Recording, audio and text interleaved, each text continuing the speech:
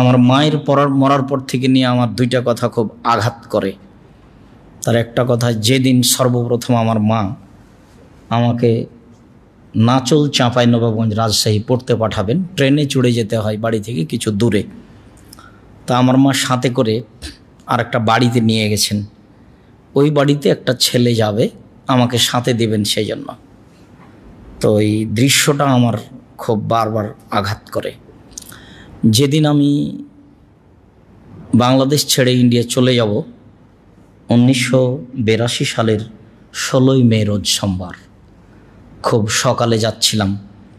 তো আমি বাহির থেকে এসেছি, সে অবস্থাটা আমি আর এখন নকল করছি না।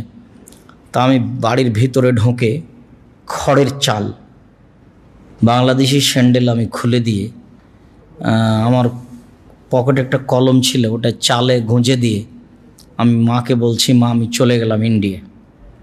আমার মায়ের হাতে আটা লেগে আছে, আমার মা রুটি বানাবেন।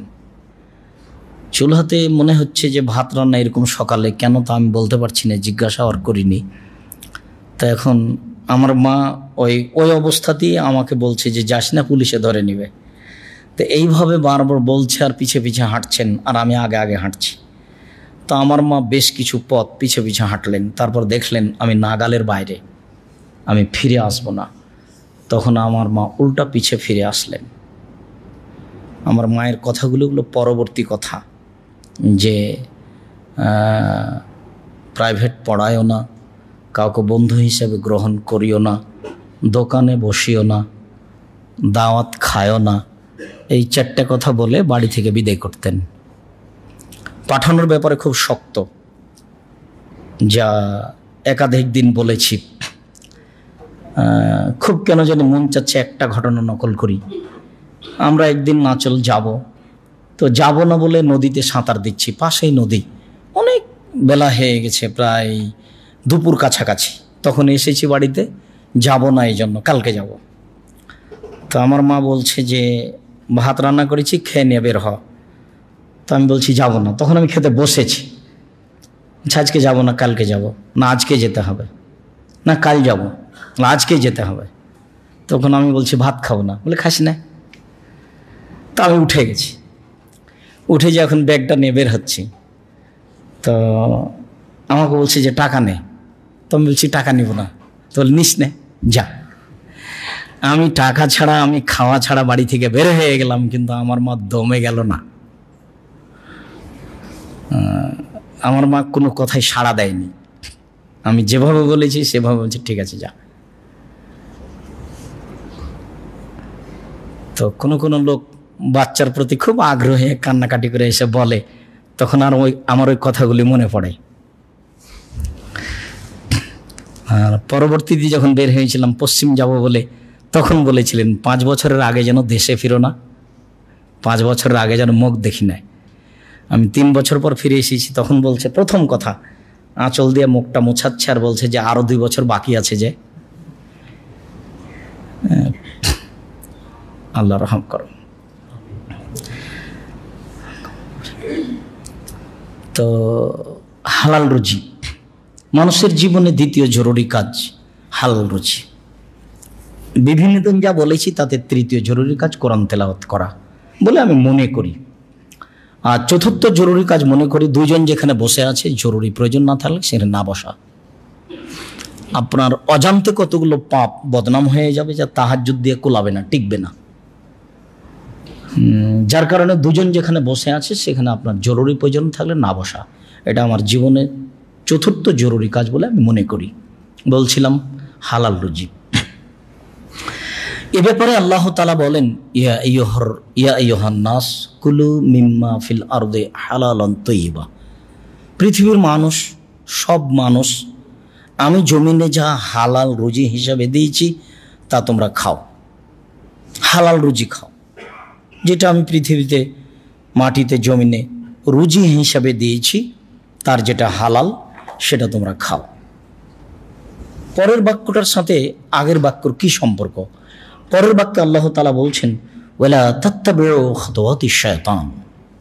অবশ্যই শয়তানের অনুসরণ করো না, শয়তানের কথা মেনে চলো না। ইন্নাহু লাকুম আদুব্বুম মুবিন, নিশ্চয় শয়তান তোমাদের খোলা মাঠের শত্রু, স্পষ্ট শত্রু।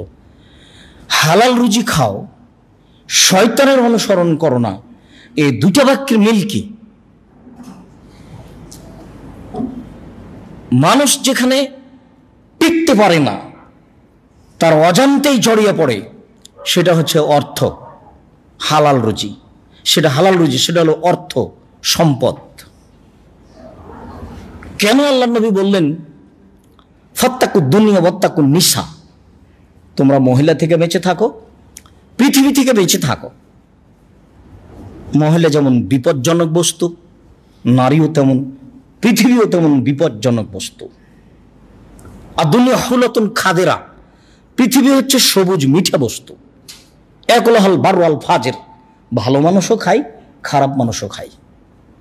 তবে বিচার হবে, বিচারের মাঠে ভালো মানুষ ফল পাবে। কতগুলো মানুষের বিচারই হবে না। আল্লাহ তাআলা বলছেন ফালা নকিম আলাহু ওয়াজরা, আমি ওদের দাড়ি পাল্লাই করব না, ওদের কোনো পাপ নেকিই নাই, ওজনই নাই। তোমরা পৃথিবী থেকে বেঁচে থাকো, পৃথিবী মানুষকে ধোঁকা দিবে। পৃথিবী মানে অর্থ সম্পদ। অর্থ সম্পদের ব্যাপারে, রুজির ব্যাপারে শয়তানের অনুসরণ করো না। প্রত্যেক যেটা খারাপ শয়তান এটা ভালো করে দেখায়, এটা তার কাজ। তার একটা চুক্তি আছে আল্লাহর সাথে যে কিভাবে আমি জাহান্নামে যাব আর আদম সন্তান জান্নাতে যাবে, এটা আমি দেখে ছেড়ে দেব। এটা আমার একটা জিদ, এবং এই প্রতিশ্রুতি নিয়েও মাঠে আছে। তাহলে যেইটা খারাপ সেইটা আপনাকে ভালো করে দেখানোই তার কাজ। সবচেয়ে আদম সন্তানকে ঠেকাতে পারে ও নারীতে ও রুজিতে, সম্পদে আপনাকে ঠেকিয়ে দিবে। যার কারণে আল্লাহ তাআলা বলছেন শয়তান তোমাদের স্পষ্ট খোলাখলি মুখামুখি শত্রু। ওকে তো আমি দেখতে পাই না, ও তো আমার গায়ে এক থাপ্পড় লাগাতে পারে না, কোথায় সে? আল্লাহ তাআলা বলছেন মিনাল জিন্নাত ওয়ান নাস, মানুষ শয়তান, জিন শয়তান। অন্তর থেকে কুমন্ত্রণা দেয় যে সে হলো জিন শয়তান, খোলা মাঠে সামনাসামনি বলে যে সে হলো মানুষ শয়তান। চলো এ করে কি হবে, ওখানে যাই। আব্দুর রাজাক সাহেব এসেছেন, চলেন যাই। আরে বক্তব্য শুনে কি হবে, এখানে বসো তো। এ হলো মানুষ শয়তান। আর অন্তরে বলছে কেউ নেই, না আজকে এই কাজ করি, আর বক্তব্য শুনেছি, আর একদিন শুনবো, পরে আজকে এখানেই থাকি। এ হলো জিন শয়তান, যাকে দেখা যায় না কিন্তু কাজ ঠিকই করছে। এ হলো জিন শয়তান। যাকে দেখা যায় ভুল পথে ডাকছে, ও হলো মানুষ শয়তান। আল্লাহ তাআলা বলছেন মানুষ শয়তান, জিন শয়তান। শয়তান তোমাদের স্পষ্ট খোলাখুলি শত্রু। অত্র আয়াতে আল্লাহ তাআলা সারা পৃথিবীর সমস্ত মানুষকে হালাল রুজি খাওয়ার ব্যাপারে আদেশ করেছেন। আল্লাহ তাআলা বলেন ইয়া আইয়ুহার রাসূল কুলু মিনাত তাইয়্যিবাত ওয়া আমালুস সালিহা, পৃথিবীর নবী রাসূলগণ আপনারাও হালাল রুজি খান আর সৎ আমল করুন। সব নবীর একই আদেশ, যা ছিল আদম আলাইহিস সালামের, যা ছিল ইব্রাহিম আলাইহিস সালামের, যা ছিল আমাদের নবীর, যা ছিল নূহ আলাইহিস সালামের। সকল নবীকে আল্লাহ তাআলা হালাল রুজি খেতে বলেছে।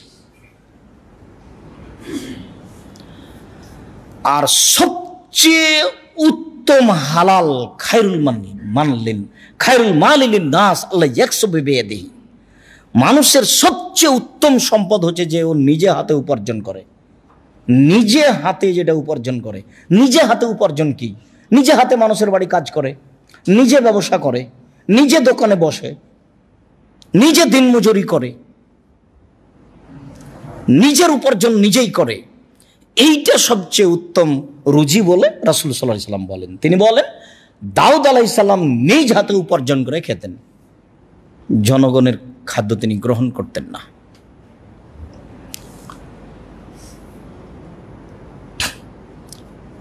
জনগণের সম্পদ হতে তার রুজির ব্যবস্থা করা শরীয়তে বৈধ, কিন্তু তিনি করবেন না, নেবেন না, নেননি।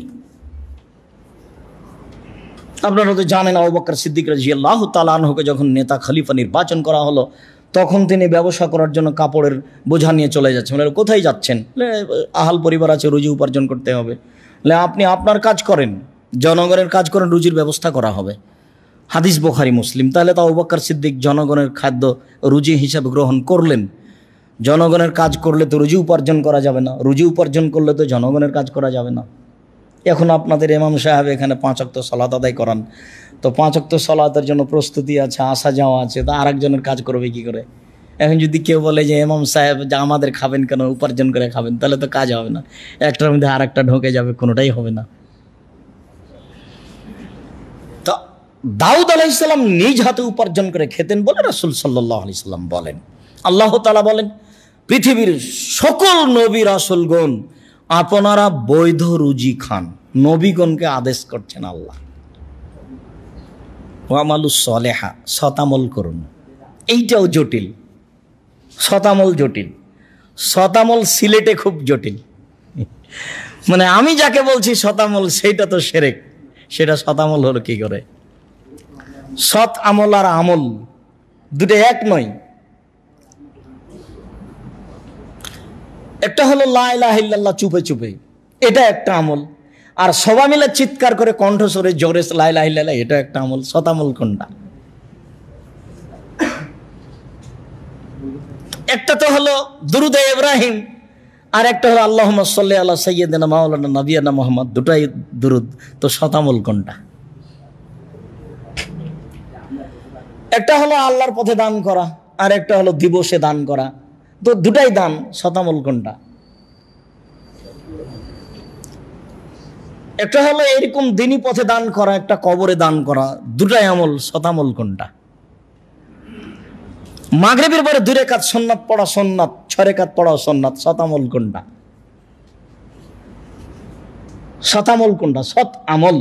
আল্লাহ তাআলা বলছেন, পৃথিবীর সকল নবী রাসূলগণ আপনারা বৈধ রুজি খান এবং সৎ আমল করুন। সবটাই শতামল নয়। মাগরিবের পরে 2 রাকাত সুন্নাত শতামল, 4 রাকাত 6 রাকাত 8 রাকাত যত বেশি হবে সদ হলো বিদাতি বাত আমল, বাতিল আমল। সেটা শরীয়ত নয়, সেটা পরিহার করাই সুন্নাত। পরিহার করাই নাকি? বেশি ইবাদত করে সফল হওয়া যাবে না, শুধুমাত্র একজন মানুষকে মেনে সফল হওয়া যাবে, যার নাম মুহাম্মদ সাল্লাল্লাহু আলাইহি ওয়াসাল্লাম। সূর্য ডুবার সাথে সাথে ইফতার করা আমল, 3 মিনিট দেরি করে পেটুক না সেজে দেরি করে ইফতার করা শতামল। আমল কোনটা শতামল? আমল তো দুটাই হলো, শতামল কোনটা? শুধুমাত্র রাসূল সাল্লাল্লাহু আলাইহি সাল্লামের কথার সাথে যেটা মিল খাবে সেটাই মাত্র শতামল, যেটা মিল খাবে না সেটা পৃথিবীতে শতামল নয়। আল্লাহ তাআলা বলেন, নবী রাসূলগণ আপনারা বৈধ রুজি খান, আপনারা সৎ আমল করুন। নবী রাসূলগণ যদি সৎ আমল করেন না করেন তাহলে সেটাও বাতিল হবে। আল্লাহ তাআলা আমাদের নবীকে বলছেন, লাইন আশরাকতা লা ইয়াহবাতান্না আমালুক, আপনি যদি শিরক করেন তাহলে আপনার আমল বাতিল হবে। ওয়ালা আশরাকু লা হাবিতা আনহুম মা কানু ইয়ামালুন, ওরা যদি শিরক করে ওদের আমল বাতিল হবে। পৃথিবীর যত মানুষ আছে সবাই যদি শিরক করে সবার আমল বাতিল হবে। আপনিও যদি শিরক করেন আপনার আমল বাতিল হবে। আল্লাহ তাআলা আমাদের নবীকে বলছেন। আল্লাহ তাআলা বলেন, ইয়া আইয়ুহাল্লাযীনা আমানু কুলু মিন তাইয়্যিবাতি মা রাযাকনাকুম, হে পৃথিবীর মুমিন পুরুষ নারী, তোমরা আমি যে রুজি দিয়েছি সেই রুজির পবিত্র হালাল যেটা সেটা খাও। পবিত্র হালাল, পার্থক্য আছে পবিত্র হালালের। গরু হালাল কিন্তু মারা গেছে, এখন খান তো দেখি। এখন হালাল প্রাণী তবে পবিত্র নয়, এখন নাপাক হয়ে এটার খাওয়া যাবে না। গরু হালাল কিন্তু অমুসলিম জবে করেছে, খান দেখি। একটা গরু প্রাণী অমুসলিম জবে করার কারণে ওইটা প্রাণীটা কি হয়ে গেছে? হারাম হয়ে গেছে। আল্লাহ তাআলা বলছেন, মুমিন পুরুষ নারী, তোমরা আমি যে রুজি দিয়েছি সেই রুজি হতে যেটা পবিত্র সেটা খাও। তাহলে খাদ্যের ব্যাপারে আল্লাহ সাধারণ জনগণকে আদেশ করলেন, আল্লাহ তাআলা মুমিন পুরুষ নারীকে আদেশ করলেন, আল্লাহ তাআলা নবী রাসূলগণকে আদেশ করলেন হালাল রুজি খেতে হবে। এটা আল্লাহর আদেশ।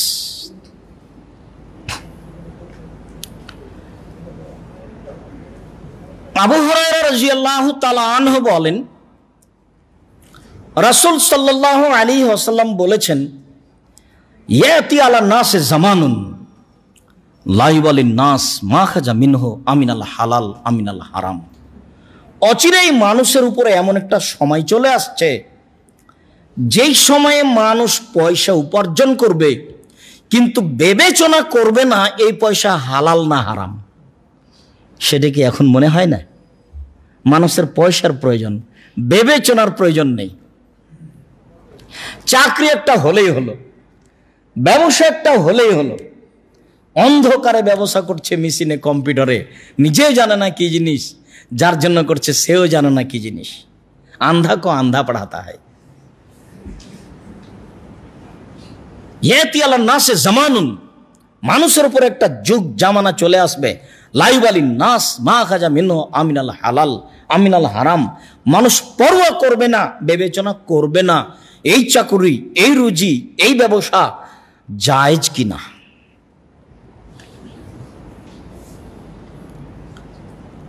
আবু হুরায়রা রাদিয়াল্লাহু তাআলা আনহু বলেন, রাসূল সাল্লাল্লাহু আলাইহি ওয়াসাল্লাম বলেছেন,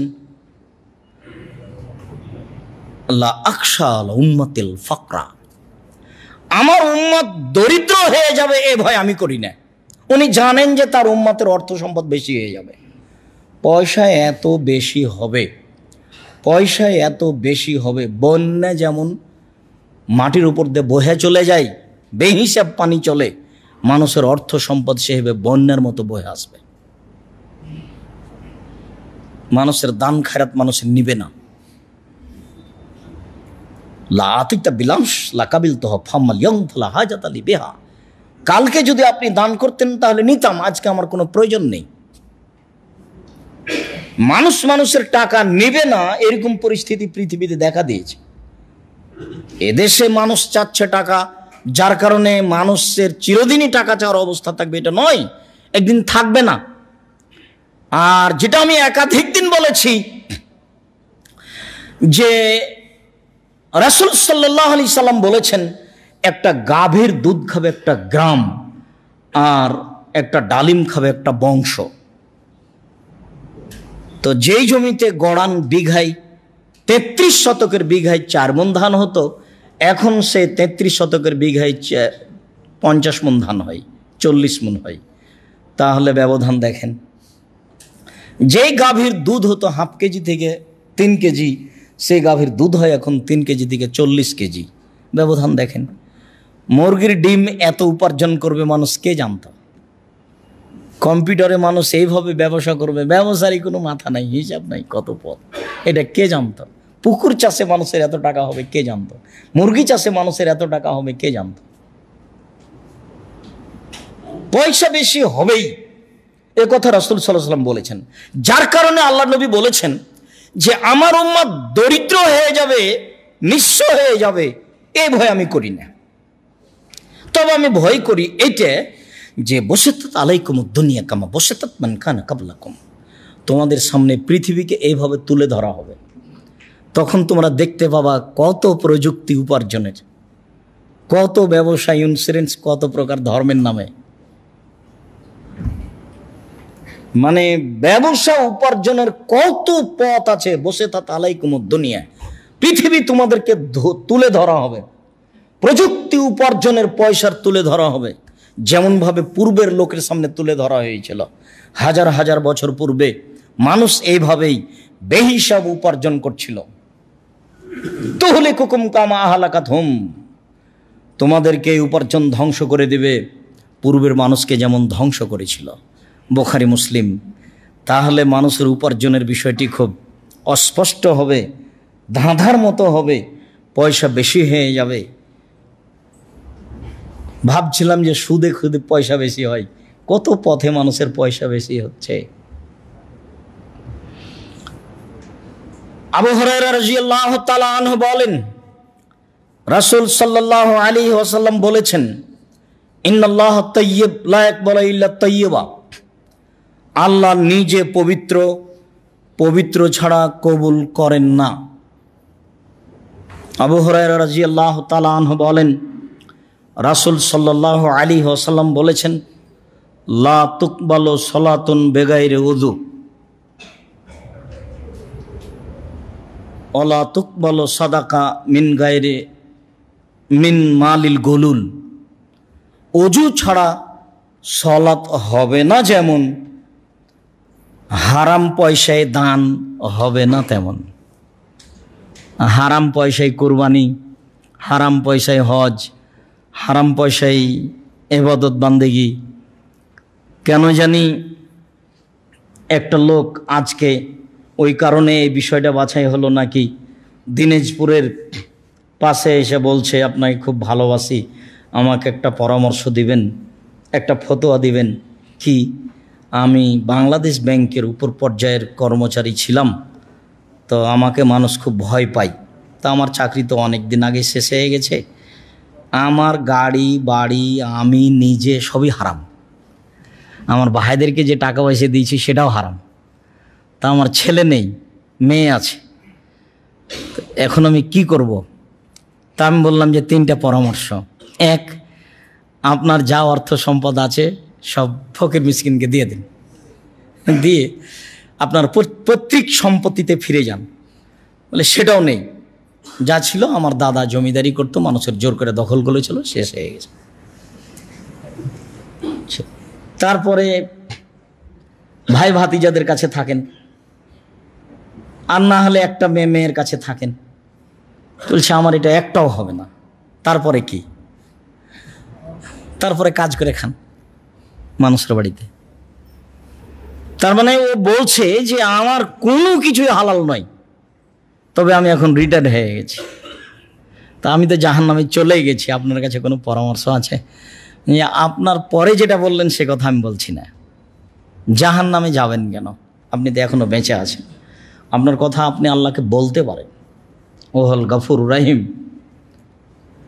রহমানুর রাহিম, রাউফুর রাহিম, বারুর রাহিম, গফুরুল ওদুদ, প্রেমময় ক্ষমাশীল, প্রতীক্ষমান আছেন কে ক্ষমা চাই। ইন্নাল্লাহ তাইয়্যিব, আল্লাহ হচ্ছেন পবিত্র। লা ইয়াকবালু ইল্লা তাইয়্যিবা, আল্লাহ বৈধ ছাড়া কবুল করেন না। অবৈধ পন্থায় কোনো ইবাদত, কোনো দান খায়রাত, কোনো কর্ম আল্লাহর দরবারে কবুল হবে না। ইন্নাল্লাহ আমারাল মুমিনিনা বিমা আমারা বিহিল মুরসালিনা, খাদ্য খাওয়ার ব্যাপারে, উপার্জনের ব্যাপারে আল্লাহ নবী রাসূলকে যেমন আদেশ করেছেন, মুমিন পুরুষ নারীকে তেমন আদেশ করেছেন। উপার্জনের ব্যাপারে, খাদ্যের ব্যাপারে নবী রাসূল যেমন আদেশপ্রাপ্ত ছিলেন, মুমিন পুরুষ নারীও তেমন আদেশপ্রাপ্ত। এই উভয়ের মধ্যে উপার্জনে ও খাদ্যে কোনো পার্থক্য নেই বলে রাসূল সাল্লাল্লাহু আলাইহি সাল্লাম বলেন। সুম্মা যাকারা রাজুলা, তারপরে একটা বৈধ অবৈধ রুজির ব্যাপারে একটা লোকের আলোচনা করলেন।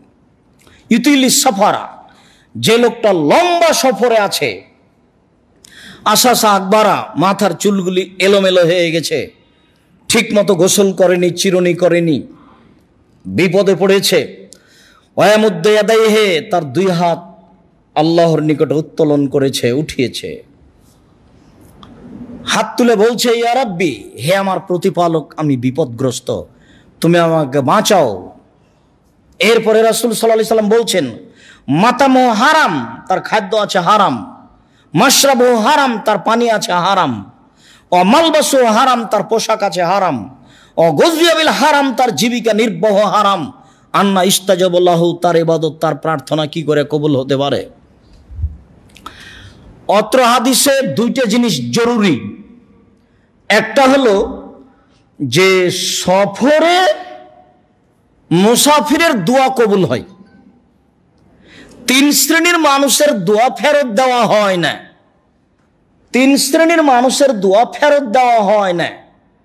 তার 1 শ্রেণীর মানুষ হচ্ছে মুসাফির। সফরে থাকলে ও যেটা দোয়া করবে সেটা কবুল হয়ে যাবে, সেটা ফেরত দেওয়া হবে না। 2, হাত তুলে দোয়া করলে ফেরত দেওয়া হয় না, কবুল করা হয়। ইন্না রাব্বাকুম হাইয়ুন কারীম, নিশ্চয়ই তোমাদের প্রতিপালক লজ্জাশীল দানশীল, নিশ্চয়ই তোমাদের প্রতিপালক লজ্জাশীল প্রেমময়। ইয়াস্তাহি মিন আবদিহি, তার বান্দার ব্যাপারে খুব লজ্জা করেন। যে রাফা ইয়াদাইহি ইলাইহি আয়ারুদ্দাহুমা সিফরান, যে হাত দুটি তার কাছে উত্তোলন করেছে, উঠিয়েছে, সে হাত দুটি খালি ফিরিয়ে দিবেন, এটা লজ্জা পায় না। আমার দরবারে হাত উঠিয়েছে, আমি তার হাত দুটি ফিরিয়ে দিব, এটা হয় না। এটা লজ্জা পান, লজ্জা করেন যে কেমনে ফিরিয়ে দিই, তার লজ্জাবোধ আছে। মহান প্রতিপালক আজিজ পরাক্রমশালী, কবি ক্ষমতাশীল, কাদির, সর্বধরনের শক্তি রাখেন, ফাআলুল লিমা ইউরিদ, যা ইচ্ছা তাই করেন। বিচারের মাঠে বলবেন আলিয়াউমা লা তামলিকু নাফসুন লিনাফসিন শাইআ ওয়াল আমরু ইয়াউমাইযিন লিল্লাহ। আজ কোনো মানুষ কোনো মানুষের কোনো উপকার করতে পারবে না, একচ্ছত্র মালিকানা আমার হাতে থাকবে। আইনাল মুতাজাব্বির আইনাল মুতাকাব্বির, স্বৈরাচারী অহংকারী বদমেজিজেরা কোথায়? আনা মালিকুল আমলাক, আমি হচ্ছি রাজাধিরাজ। তার ক্ষমতাই ভিন্ন, মানুষ চিনেও না, বুঝেও না, বোঝা প্রয়োজনও মনে করে না, কোরআন মাজিদ পড়েও না, পড়া প্রয়োজনও মনে করে না।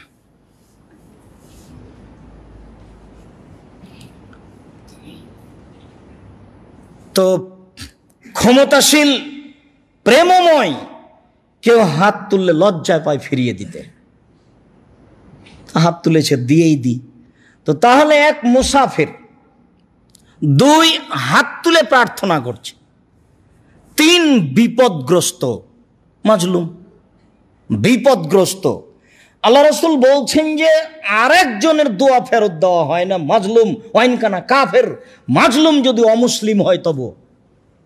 একজন অমুসলিম হিন্দু মানুষ মাজলুম, তার বাড়িটা কেউ দখল করে নিয়েছে জোর করে, ও যদি বলে আল্লাহ আমি মাজলুম, তো ওর বিচার হবে।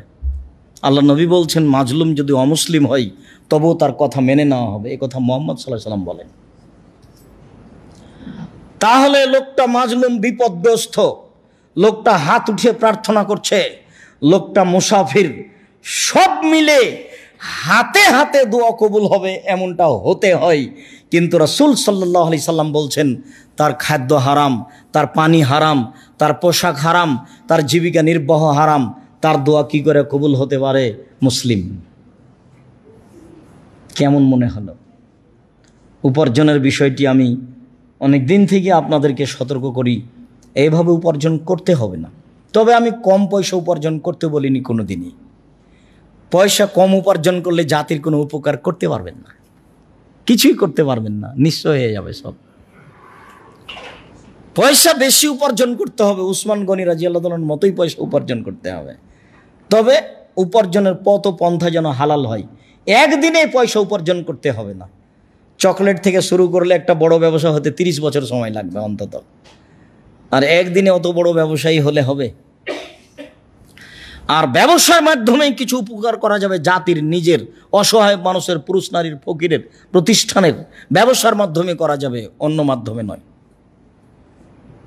সিলেটের বাড়ি হিসেবে লন্ডনে চলে যাব, চলে গেলে টাকা বেশি, ওই টাকা দিয়ে কিছু করা যাবে না। 2-1টা বাড়ি হতে পারে।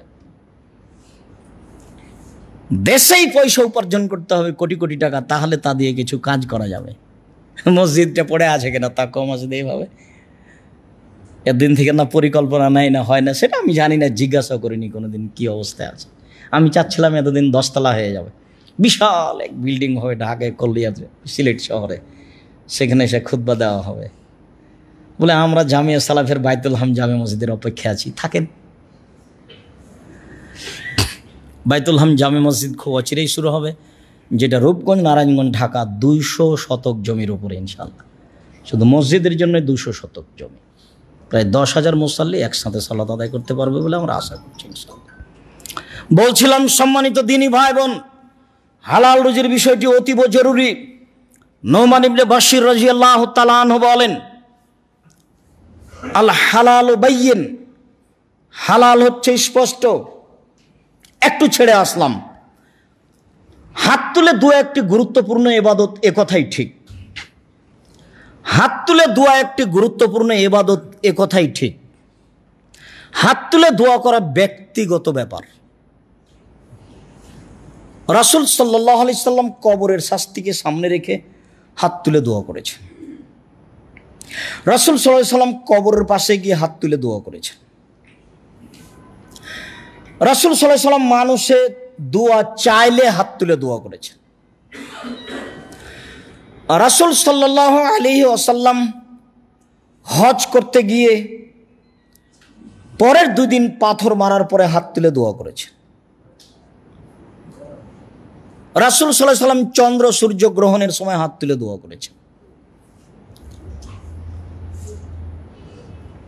রাসূল সাল্লাল্লাহু আলাইহি সাল্লাম ইব্রাহিম আলাইহিস সালামের ছেলে মেয়ের ব্যাপারে হাত তুলে দোয়া করার কথা নকল করেছেন। হাত তুলে দোয়া করার ব্যাপারে 35টি হাদিস সিরিয়াল দেওয়া আছে দোয়ার বইয়ে, আর 42টি বা এরকম হাদিস আছে জয়ীফ, যেগুলো আমলযোগ্য নয়, সিরিয়াল দেওয়া আছে।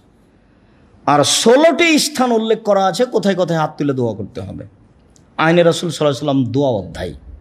তবে এই অংশটা রাসূল সাল্লাল্লাহু আলাইহি সাল্লামের সালাত বনাম প্রচলিত সালাত আব্দুর রাজ্জাক বিন ইউসুফ, আব্দুর রাজ্জাক বিন ইউসুফের নামাজ শিক্ষা যে বইটা আছে, এই বইটাতে এই হাত তুলে দোয়া করার বিষয়টি কতটি হাদিস আছে তা আরও উল্লেখ করা আছে, ধারাবাহিকভাবে স্পষ্ট করে। বলছিলাম হাত তুলে দোয়া করা একটি গুরুত্বপূর্ণ ইবাদত। হাত তুলে দোয়া করতে হবে মাঝে মধ্যে, নিজের জন্য জরুরি করে নেবেন, ওটা ব্যক্তিগত ব্যাপার। সমষ্টিগত ব্যাপার হলো পানি চাইতে গিয়ে। পানি চাওয়াটা যদি জুমা মসজিদে খুতবা চলাকালীন হয় তাহলে হাত এভাবে সোজা থাকবে, আর পানি চলাকালীন পানি চাওয়ার জন্য দোয়া যদি মাঠে হয় তাহলে হাত এভাবে থাকবে উল্টে।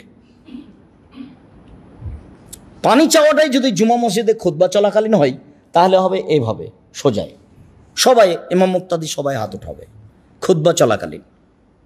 আর সেটা যদি মাঠে হয় পানি চাওয়ার জন্য তাহলে সবাই ইমাম মুক্তাদি সবাই হাত উঠিয়ে হবে।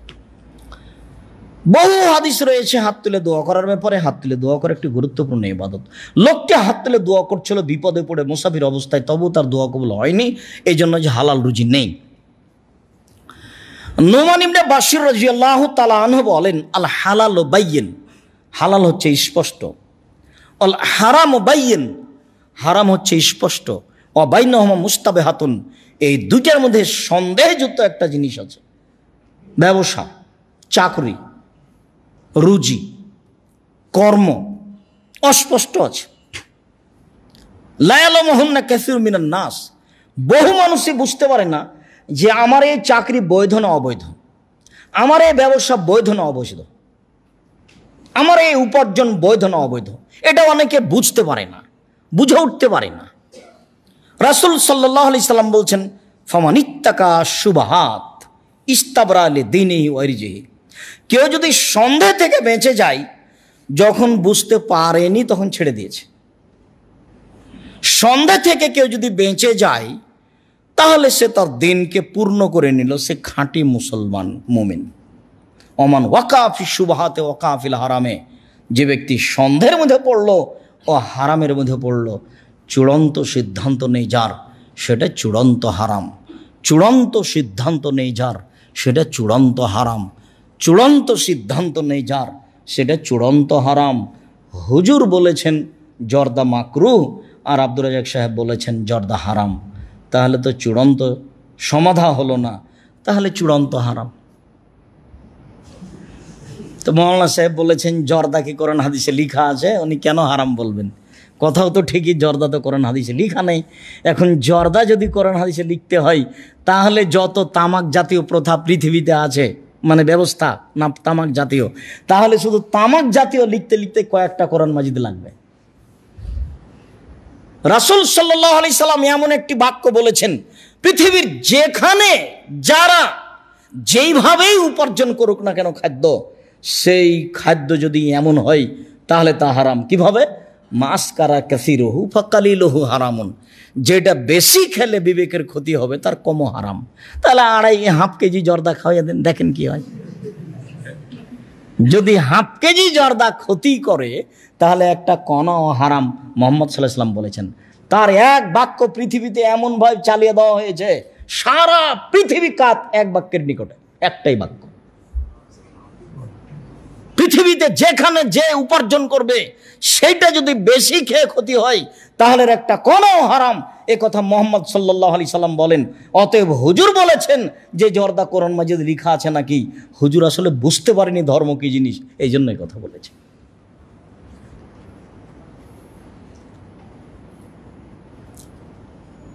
এরপরে তিনি বলছেন কাররাই, সন্দেহ থেকে বেঁচে থাকতে হবে রাখালের মতো। এরা হাওলাল হেমা, যে রাখাল আইলে গরু চড়াচ্ছে, আইল বুঝেন কি, আইলে গরু চড়াচ্ছে, ইউশেক সম্ভাবনা রয়েছে, আয়ের তাফিহে গরুতে ধানে মুখ দিতে পারে, শস্যে গরুতে মুখ দিতে পারে, অতএব গরুটা তুমি আইলে নিয়ে যায় না। এই লোকটা যেমন আইলে গরু নিয়ে যাবে না, সন্দেহ আছে গরুতে ধানে মুখ দিতে পারে, এই লোকটা যেমন বাঁচতে চাচ্ছে তোমাকেও বাঁচতে হবে তেমন। যেই ব্যবসাতে সন্দেহ আছে, যেই রুজিতে সন্দেহ আছে, যেই চাকরিতে সন্দেহ আছে, সেই চাকরি ছেড়ে দিতে হবে, কথাই ঠিক। কষ্ট হলেও কিছুদিনের জন্য, আহাল পরিবার সবাই মেনে নেবে, তখন এটা সহজ হবে। অনেক পয়সা উপার্জন করছিলেন, হঠাৎ ছেড়ে দিলে শ্বশুর শাশুড়ি বাপ মা বউ ছেলে মেয়ে সব একদিকে হয়ে যাবে। পয়সার লোভ সবার, পয়সার স্বাদ ভিন্ন। এই চাকরি ছিল বলেই তো বাড়ি যাওয়ার সময়তে মেয়ের জন্য একটা আইসক্রিম কিনেছেন 300 টাকা দিয়ে, আর এখন 300 টাকা দিয়ে সারাদিন এক সপ্তাহ হয়ে যাবে, এটা কেমন করে হয়? খুব সাধারণ খাদ্য কিনতে হবে। রাসূল সাল্লাল্লাহু আলাইহি সাল্লাম বলছেন সালাসাতুন মুনজিয়াতুন ও সালাসাতুন মুহলিকাতুন, 3 শ্রেণীর মানুষ বেঁচে যাবে, তার কোনো সমস্যা হবে না। তার এক শ্রেণীর মানুষ হচ্ছে ইকতিসাদু ফিল মাইশা, মধ্যম পন্থায় জীবিকা নির্বাহ করা। বাজারে গিয়ে সবচেয়ে দামি মাছ কিনতে হবে না, দামি মাছ বিত্তশালী কিনবে। বাজারে গিয়ে সবচেয়ে দামি চাউল কিনা হবে না, সবচেয়ে দামি চাউল বিত্তশালী কিনবে। আপনি মধ্যমটা কিনবেন, নইলে তার চেয়ে যেটা নিম্নমানের, যেটা ফুটপাতে বিক্রি হচ্ছে সেটা নেবেন। আপনি যদি দামি চাউল কিনতে যান তাহলে আপনি অহংকারে, আপনার আর জান্নাত হবে না। আর ওই বিত্তশালী যদি আবার কম দামের চাউল কিনে তাহলে ও কৃপণ, ওরও আবার জান্নাত হবে না। নায়াদখুলুল জান্নাতা বাখিল, কৃপণ জান্নাতে যাবে না। ভৈরব নদীদের বড় মাছটা 1000 টাকা কেজি, আপনি কিনবেন? যে মাছই কিনতে গেছে গাড়ি নিয়ে 50,000 টাকা নিয়ে, তার জন্য তো এটা মাছ সহজ। ও যদি এটা না কিনে তাহলে ও কৃপণ। পৃথিবী এভাবেই চলছে। 3 শ্রেণীর মানুষ বেঁচে যাবে, তার এক শ্রেণীর মানুষ হচ্ছে ইকতিসাদু ফিল মাইশা, মধ্যম পন্থায় খরচ করা। সন্দেহ থেকে বেঁচে থাকতে হবে, যত আয় উপার্জন সন্দেহযুক্ত আছে সব ছেড়ে দিতে হবে। আহাল পরিবারকে বুঝিয়ে মধ্যম পন্থায় খরচে আসতে হবে, তাহলে খরচ জীবিকা নির্বাহ সহজ হয়ে যাবে। 1 মাসের আয় দিয়ে দেখা যাবে 35-40 দিন যাচ্ছে। আর যদি মধ্যম পন্থায় খরচ না করেন তাহলে 1 মাসের আয় দিয়ে 20 দিন 25 দিন যাবে, 5 দিন তখন কর্জ করতে হবে। রাসূল সাল্লাল্লাহু আলাইহি সাল্লাম বললেন, আলা, মনে রেখো, হেমাল্লাহে মাহারেমহু, আলা লিকুল্লি মালিকিন হেমা, প্রত্যেকটা বাদশার একটা সীমারেখা আছে। বাংলাদেশ শেষ হলে ভারত শুরু হয়, ভারত শেষ হলে বাংলাদেশ শুরু হয়, এটা দেশের সীমারেখা।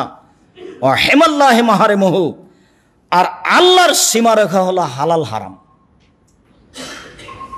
হালাল শেষ হলে হারাম শুরু হয়, হারাম শেষ হলে হালাল শুরু হয়। আল্লাহ, সাবধান থাকিও,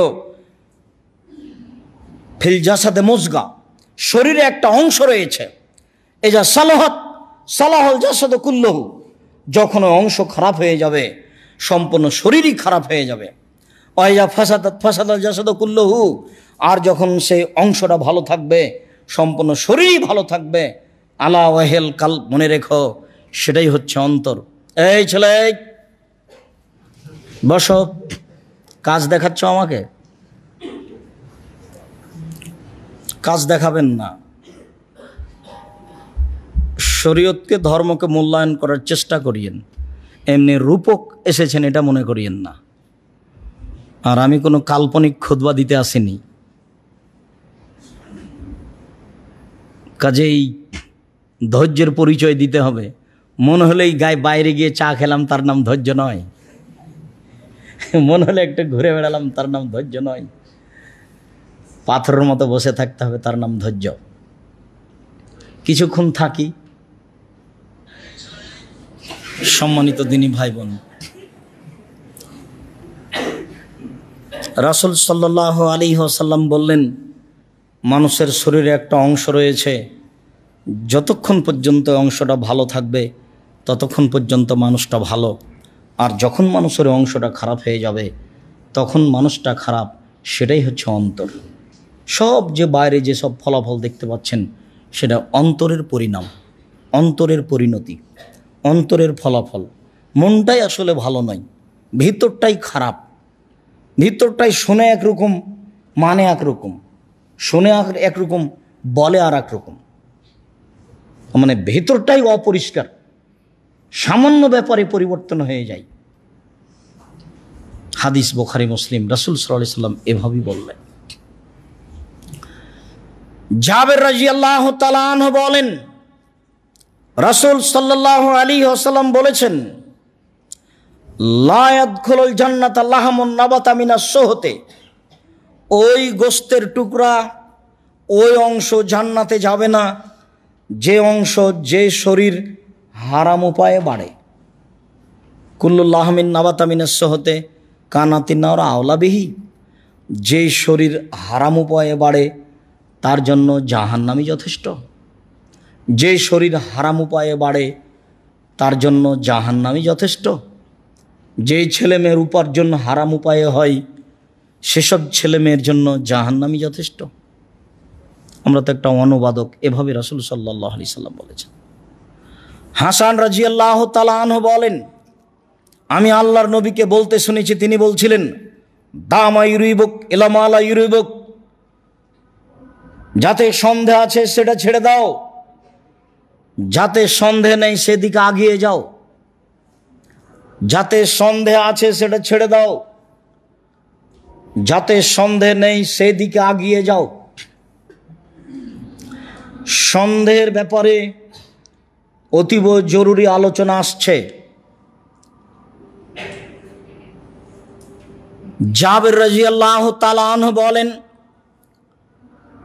রাসূল সাল্লাল্লাহু আলাইহি ওয়াসাল্লাম বলেছেন, লা ইয়াদখুলুল জান্নাতা জাসাদুন গুযিয়া বিল হারাম, ওই শরীর, ওই ব্যক্তি জান্নাতে যাবে না যে ব্যক্তি হারাম উপায়ে জীবিকা নির্বাহ করে।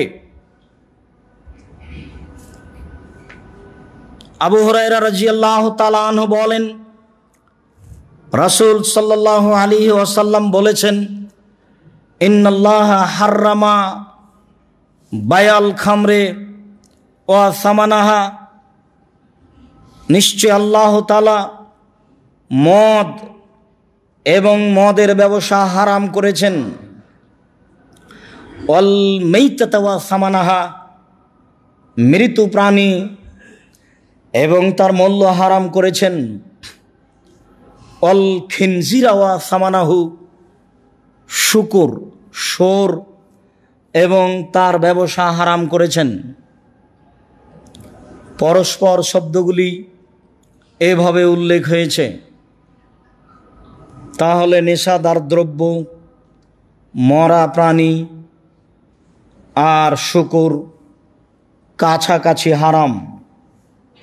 আবার বললেন, ইন্নাল্লাহা হাররামা বায়াল খামরে ও বায়াল মাইতাতে ও বায়াল খিনজিরে ও বায়াল আসনাম, আল্লাহ তাআলা হারাম করেছেন মদের ব্যবসা, হারাম করেছেন মৃত প্রাণীর ব্যবসা, হারাম করেছেন শুকুরের ব্যবসা, হারাম করেছেন পুতুল বিক্রির ব্যবসা।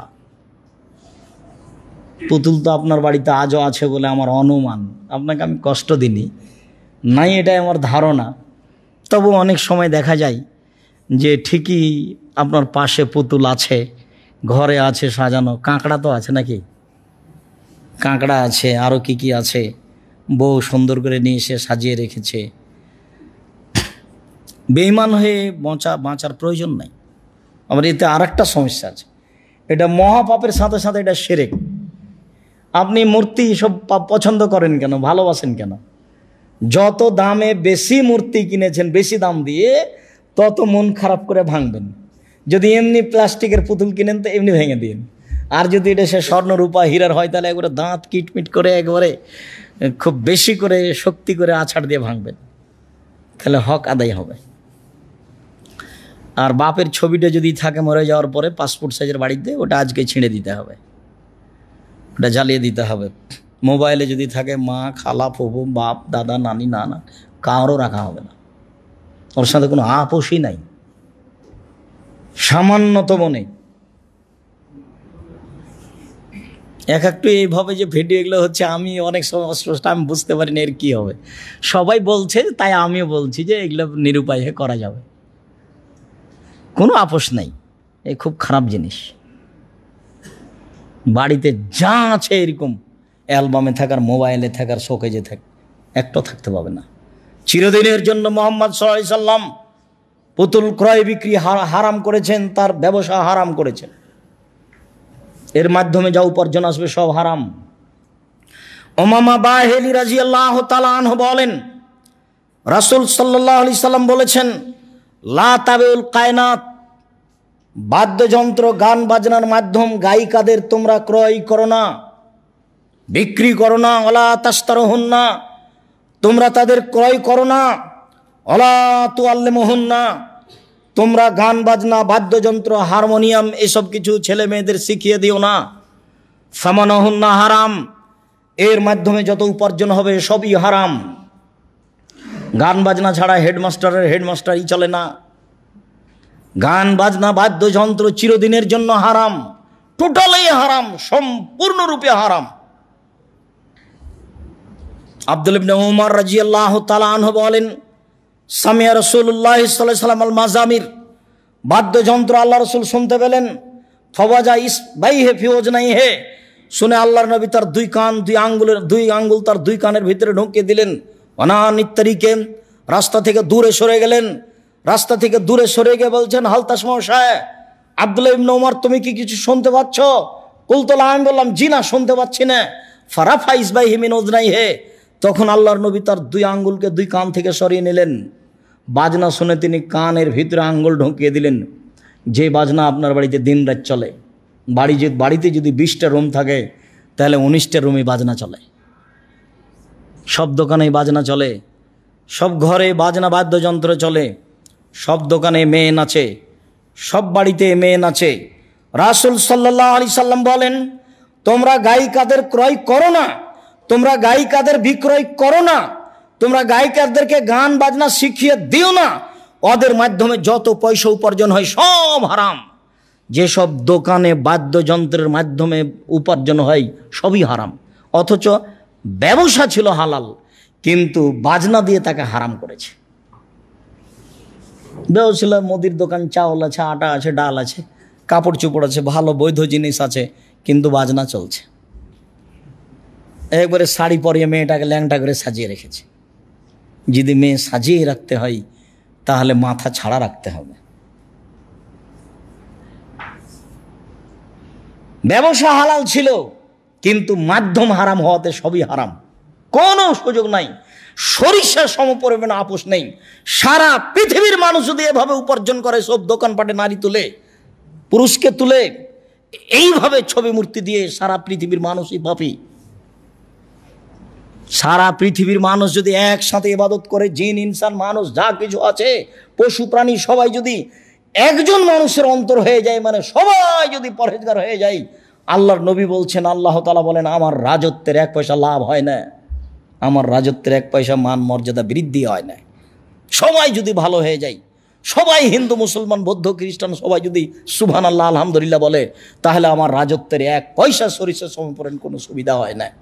সবাই যদি নাফরমান হয়ে যায়, মানুষজন, জিন, ইনসান যা কিছু আছে সবাই যদি আমাকে অমান্য করে, কেউ যদি আল্লাহকে স্বীকার না করে, আমার রাজত্বের 1 পয়সা আসে যায় না। আমরা আছি, কিছু ভোগ করছি, করবো, এটা সব নফল। এই নিয়ে আল্লাহর কাছে তেমন কিছু নেই।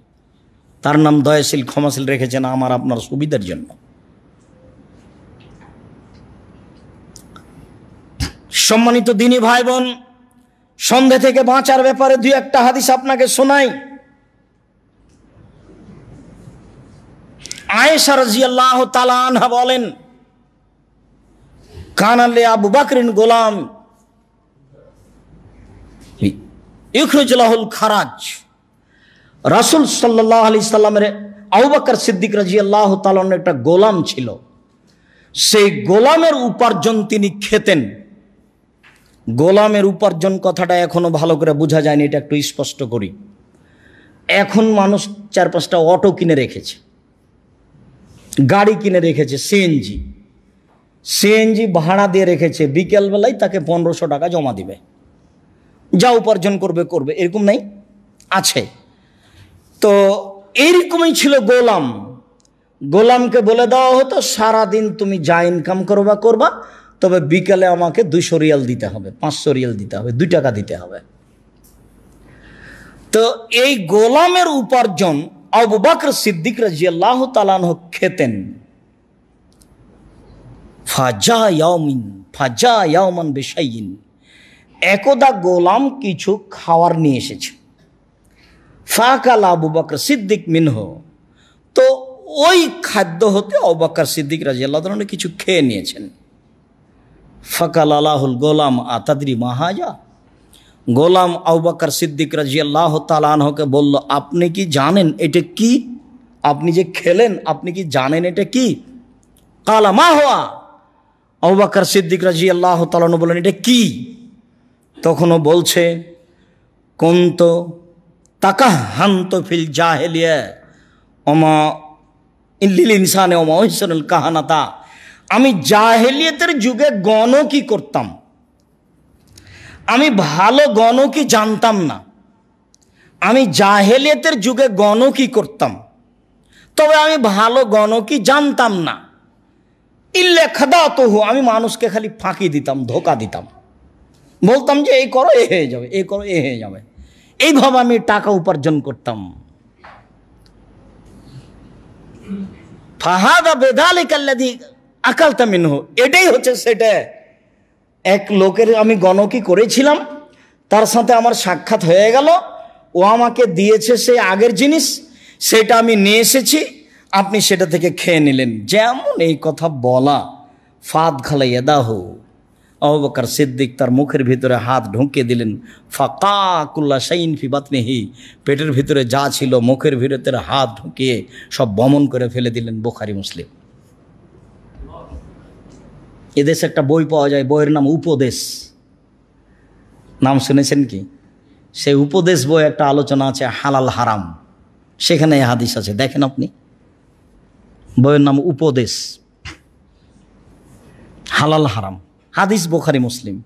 মুখের ভিতরে হাত ঢুকে বের করে দিলেন। এইবার চলেন, আনাস রাদিয়াল্লাহু তাআলা আনহু বলেন, মাররান নবী সাল্লাল্লাহু আলাইহি সাল্লাম বে তামরাতিন ফিত তরিক, আল্লাহর নবী একদা রাস্তায় একটা খেজুর পড়ে থাকা, রাস্তায় পড়ে থাকা খেজুরের পাশ দিয়ে হাঁটছিলেন। একটা খেজুর রাস্তায় পড়ে আছে, এই খেজুরের পাশ দিয়ে হাঁটছেন। খেজুরটা উঠিয়ে আল্লাহ রাসূল বলছেন, লাউলা আন্নী আখাফান তাকুনা মিনা সাদকা লা আকালতুহা, খেজুর, আমার যদি সন্দেহ না হতো যে তুমি সাদকার জাকাতের খেজুর হতে পারো, এমনটা সন্দেহ না হলে আমি তোমাকে খেয়ে নিতাম। অত্র বুখারী মুসলিমের হাদিসের কয়েকটা কথা। তার 1 নম্বর কথা হচ্ছে এই যে আল্লাহর নবী হাতে নিয়েছেন একটা খেজুর, সেই খেজুরটা জাকাতের খেজুর না মানুষের ব্যক্তিগত খেজুর এটা বলতে পারেন না, তাহলে তিনি গায়েবের খবর জানেন কি করে? আপনাদের যে সব মসজিদে এলাকায় ছড়াচ্ছে যে তিনি হাজের নাজের সব কিছু জানতেন, গায়েব হাজের নাজের। তো একটা খেজুর হাতে করে আছেন, খেজুরটা কারো জাকাতের খেজুর পড়ে গেছে না কারো ব্যক্তিগত খেজুর বাড়ি থেকে কেটে নিয়ে যাচ্ছিল বা দোকানে নিয়ে যাচ্ছিল সেটা পড়ে গেছে, উনি বলতে পারছেন না। যদি আমার এই আশঙ্কা না হতো যে তুমি সাদকার খেজুর, তাহলে আমি খেয়ে নিতাম। আমার আশঙ্কা করছে যে তুমি সাদকার হতে পারো, আমি এটা তো খাবো না। পরের হাদিস আবার আনাস রাদিয়াল্লাহু তাআলা আনহু বলেন, আখাযা হাসান ইবনে আলী তামরাতান মিন তামারিস সাদাকা। হাসান ইবনে আলী যাকাতের একটা খেজুর হাতে নিয়ে নিয়েছেন। ওয়া জালা ফি ফিহি, হাতে নিয়ে খেজুরটা মুখে দিয়ে দিয়েছেন। ফাকাল রাসূলুল্লাহ সাল্লাল্লাহু আলাইহি সাল্লাম কিখ কিখ লিয়াতরাহু। আল্লাহ রাসূল দৌড়িয়ে উঠে এসে মুখের ভিতরে আঙ্গুল ঢুকিয়ে বলছেন, বের করে ফেলো, বের করে ফেলো, মুখ থেকে বের করে ফেলো। আলা শারতা, তুমি জানো না ইন্না সাদকা লা তাহিল্লু লে মুহাম্মাদিন ওয়া আলে মুহাম্মাদিন, যাকাত ফিতরা মুহাম্মাদের জন্য হালাল নয়, তার বংশের জন্য হালাল নয়। অন্য এক বর্ণনা এসেছে তার বাড়ির কাজের লোকের জন্য হারাম, হালাল নয়। আমি খাবো না, আমার জন্য হারাম, আমার বংশের জন্য হারাম, আমার কাজের লোকের জন্য হারাম। তুমি জানো না, তুমি মুখে দিলে কেন? আবার তিনি বলছেন, অন্য সাদকাও সাকুন নাস, দান হচ্ছে মানুষের ময়লা, মানুষের ময়লা আমি খাই না, আমার বংশ খায় না, আমার বাড়ির কাজের লোক খায় না, তুমি এটা মুখে দিলে কেন? ইন্না সাদকা লা তাহিল্লু লিকুল্লি ইমরিন কাসবিন, যেই মানুষ উপার্জন করে, হাতে উপার্জন করে খেতে পারে, ভ্যান চালিয়ে খেতে পারে, দিন মজুরি করে খেতে পারে, তার জন্য সাদকা জায়েজ নয়। ইন্নামা সাদকাও সাকুন নাস, নিশ্চয় দান খায়রাত হচ্ছে মানুষের ময়লা, মানুষকে পাপ থেকে মোচন করার জন্য এটা করা হয়েছে। যার রুজির কোনো ব্যবস্থা নেই সেই খাবে, তুমি এটা মুখে দিলে কেন? রাসূল সাল্লাল্লাহু আলাইহি সাল্লাম সন্দেহ থেকে নিজেকে কিভাবে বাঁচাতেন তার একটা বুখারী মুসলিম থেকে আপনাকে একটা দিক দেখালাম। আবু বকর সিদ্দিক রাদিয়াল্লাহু তাআলা আনহু সন্দেহ থেকে কিভাবে বাঁচতেন, মুখের ভিতরে আঙ্গুল ঢুকিয়ে দিলেন। আর আমার কাছে আর আপনার কাছে কই ভারী মনে হয় না? ভারী মনে হচ্ছে কি? নির্দ্বিধায় তো খেয়ে যাচ্ছি, বিবেচনাও করি না যে এটা খাওয়া যাবে কি না। রাসূল সাল্লাল্লাহু আলাইহি সাল্লামের কাছে কেউ দান খায়রাত নিয়ে আসলে বলতেন, আলা হাজি হাদিয়া আলা সাদাকা, বলো তো এটা হাদিয়া না এটা সাদাকা? যদি বলা হতো হাদিয়া, তখন নিজে হাত বাড়িয়ে ওটা ধরে নিতেন, নিজে খেতেন, বন্ধু বান্ধবকে খাওয়ার দিতেন। আর যখন সাদকা বলতেন, তখন যারা নিঃস্ব তাদেরকে বলতেন তোমরা খাও। হাদিয়া আর সাদকা দুটো এক নয়। হাদিয়া হচ্ছে আত্মীয়তা, বন্ধুত্ব বজায় রাখার জন্য। শুধু কুরবানির গোশত দিয়ে বন্ধুত্ব বজায় রাখতে হবে তা কথা নয়। শুধু কুরবানির গোশত দিয়ে মেয়ের বাড়িতে পাঠিয়ে আম পাঠিয়ে বন্ধুত্ব বজায় রাখতে হবে তা নয়। মাঝে মধ্যে যা কিছু আয়াত্তে আছে সেগুলি পাঠিয়ে, হাদিয়া হিসাবে পাঠিয়ে বন্ধুত্ব বজায় রাখতে হবে। সেটা হলো ইমানদারি, সেটা তো একটা নেকি আছে। পরস্পর বন্ধুত্ব বজায় রাখার জন্য যেটা দেওয়া হয় সেটা হলো হাদিয়া। নেকির জন্য যেটা দেওয়া হয় সেটা হলো সাদাকা। যেহেতু সাদকা সবাই খেতে পারে না, কাজেই আপনার বাপ মরেছেন, তার জন্য 40 দিনের দিন, 4 দিনের দিন গরু জবাই করে মানুষকে খাওয়াবেন, তো এটা তো নেকির কাজ। এটা তো এখন সাদকা, মানুষের ময়লা, এটা সবাই এসে খায় কি করে? সব বিত্তশালীরা গাড়ি বাড়ি নিয়ে এসছে, বউ নিয়ে এসছে, বেশ আনন্দ করে খেয়ে যাচ্ছে। এও বুঝে না ওর কবরে কি হচ্ছে, যারা খেয়ে যাচ্ছে তারাও বুঝে না কবরে কি হচ্ছে। যদি না খাওয়ায় তাহলে বলে তুমি খুব কৃপণ, তোমার তো টাকা পয়সা ছিল, তুমি কাজটা করলে না, তুমি তো করতে পারতে, অসহায় মানুষকে খাওয়াই দেয়। তো অসহায় মানুষকে তো তুমিও এসেছো কেন এখানে খেতে? অসহায় মানুষ, এটা হারাম। দুইটা পদ্ধতি আছে। যদি নির্ধারিত দিনে হয় তাহলে শিরক, আর যদি নির্ধারিত দিনে না হয় তাহলে বিদাত। নির্ধারিত দিনে শিরক এবং বিদাত দুইটা একসাথে, মানে এটা করা যাবে না। মানুষ মারা গেছে, বাপ মা মারা গেছে, তার জন্য সহজ পথ পানির পথ। একটা ভালো দামি পানি উঠানো মেশিন তাকে মসজিদে দিয়ে দিতে হবে, মায়ের নামে বাপের নামে। অসহায় পুরুষ নারীকে কাপড় দিতে হবে কিনা, এটা হলো দ্বিতীয় পরামর্শ। তৃতীয় পরামর্শ, টাকা পয়সা আছে, কওমি মাদ্রাসায় বিল্ডিং বাড়ি তৈরি করে দিতে হবে, ছাত্রছাত্রীদের থাকার ব্যবস্থা, এতিমদের থাকার ব্যবস্থা। একেবারেই সহজ পথ, বাপ মায়ের জন্য, আত্মীয় স্বজনের জন্য কাপড় চোপড়ের ব্যবস্থা করা। ওই যে খাওয়া মানুষ মাথায় আছে, তখন বলছে যে আব্দুর রাজ্জাককে সবই যদি না জায়েজ হয় তাহলে এতিমখানালে এতিমগুলোকে খাওয়াই, মানে খাওয়াবেই। হ্যাঁ, ওইটা মাথায় চেপে আছে, কোনটা উত্তম কোনটা প্রয়োজন সেটা বুঝতে চায় না। সম্মানিত দিনী ভাই বোন, মানুষের উপার্জনের হারাম পথের সবচেয়ে যেটা বেশি বড় হারাম পথ মানুষের, সেটা হলো সুদ। সেটা হলো অজান্তে ব্যবসা, যেটা আপনি করছেন সেটা বুঝতে পারছেন না সেটা হালাল না হারাম। রাসূল সাল্লাল্লাহু আলাইহি ওয়াসাল্লাম না আনিল হাসাতে ওয়াল গারারে, আল্লাহর নবী কঙ্কর দিয়ে ক্রয় বিক্রয় করতে নিষেধ করেছেন। আবার প্রতারণামূলক ব্যবসা করতে নিষেধ করেছেন। কঙ্কর দিয়ে ব্যবসা ছিল এই যে হাতে আপনার একটা কলম আছে, দোকানে অনেক কাপড় আছে, আপনি কাপড় কিনতে এসেছেন। জাহেলিয়াতের যুগে প্রথা ছিল এই কলমটা ছুঁড়ে মারবেন দোকানের কাপড়ের উপরে, যেই কাপড়টার উপরে গিয়ে পড়বে সেটা নিতে হবে, পছন্দ হোক আর না হোক। এটা হলো কঙ্কর ছুঁড়ে, পাথর ছুঁড়ে ক্রয় বিক্রয়। রাসূল সাল্লাল্লাহু আলাইহি ওয়াসাল্লাম এটা নিষেধ করেছেন। তারপরে নিষেধ করেছেন যেখানে প্রতারণা আছে, যত ক্রয় বিক্রয়ে প্রতারণা আছে সব হারাম। ডাক্তার পয়সা পাবে বলে দুর্বল সাধারণ ঔষধ ভালো ঔষধ বলে লিখে দিয়েছে, প্রেসক্রিপশনে লিখে দিয়েছে যে এই ওষুধ কিনেন, অথচ জানে এর চেয়ে ভালো ওষুধ আরেকটা আছে।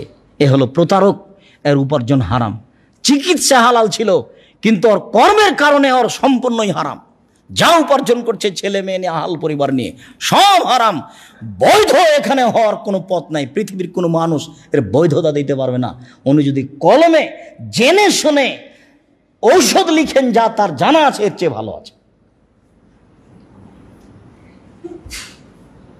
ঠিক অনুরূপী আপনি চিকিৎসায় ঔষধ বিতরণের ব্যবসা করেন কোম্পানির পক্ষ থেকে, আপনি জানেন যে এর চেয়ে ভালো ঔষধ আছে, তখন আপনি বলছেন যে না এটা খুব ভালো, এটাও খুব ভালো, এটা আপনি নেন।